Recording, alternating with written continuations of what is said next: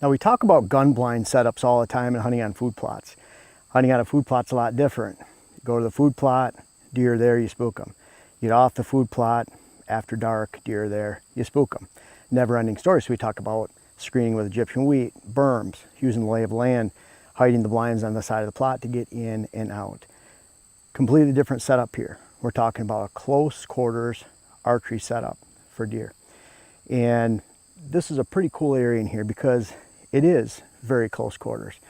And with close quarters, we expect the deer movement to be within bow shot of this blind. That means the blind has to be well hidden. We have a redneck ghillie blind in here.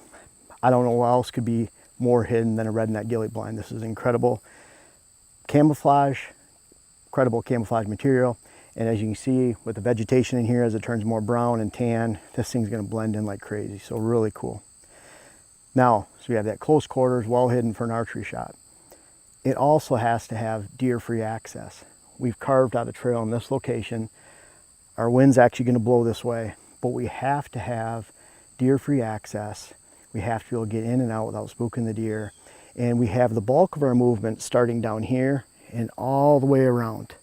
So about 180 degrees of movement for the deer, potential movement, and we've tried to come in exactly perpendicular to that and make sure that we're coming in an area where we can not only hide our access and get in and out of here without spooking deer, but also blow our scent back into while we're in the blind, so we never have to worry about spooking deer, or very rarely.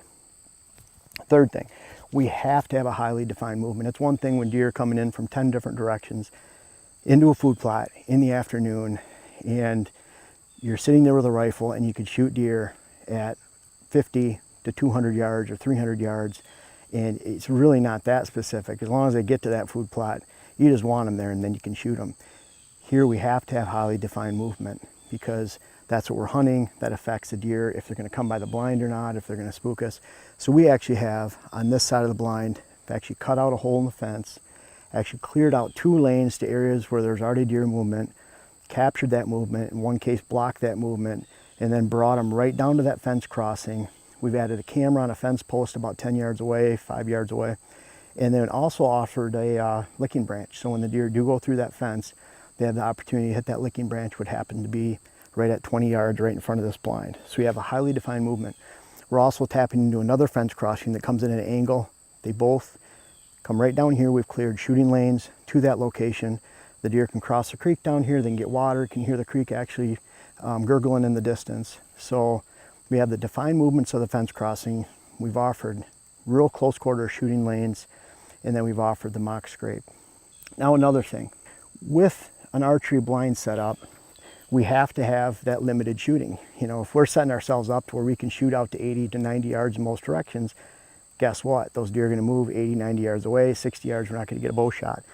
If the deer move through this area, because of the brush that's in this area, they can only move in these deer trails that are within bow shot of the blind. So this is a perfect spot for a blind. Lastly, and the 5th point, is that I love to have a blind location like this where we have one completely blocked side or maybe even 2 sides. We happen to have a fence row all the way along this length right here. And it is literally, I'm not kidding, it is too thick for deer. It's too thick for people to go through.